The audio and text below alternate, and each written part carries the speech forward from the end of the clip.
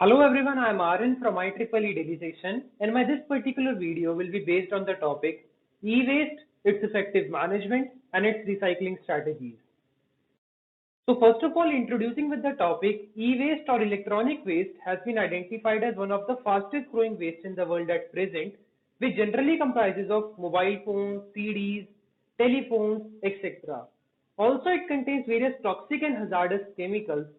One factor that needs to be keep in mind is that electronic items are launched almost every week. So the need of the hour is to roll out some innovative measures to tackle the old technology that is becoming obsolete.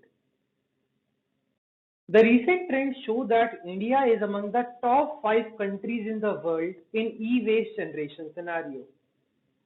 The reason behind choosing this topic is the environmental impact caused by this e-waste along with the non-formal sectors in which the recycling takes place. Also, this green image reflects the process of biological magnification which leads to various harmful effects in human beings. At present, this e-waste is imported to African countries where it is burnt in order to reuse the metals along with releasing harmful gases in the environment, thus causing pollution. A survey was conducted according to which 92% people don't know how to tackle their e-waste.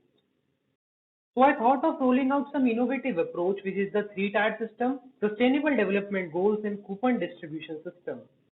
The three-tier system will be having three levels of e-waste collection centers.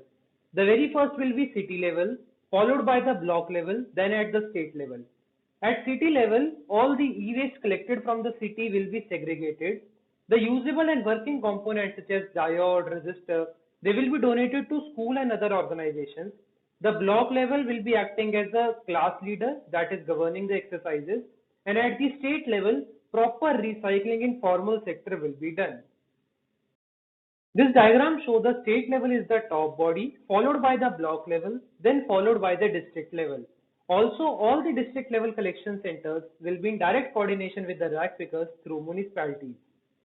So the leftover waste collected from state level e-waste collection center will be given to the construction agencies or construction companies where it can be further used in construction purpose. We will also be making our rack pickers self-reliant and providing them with quality trainings, thus achieving the sustainable development goals.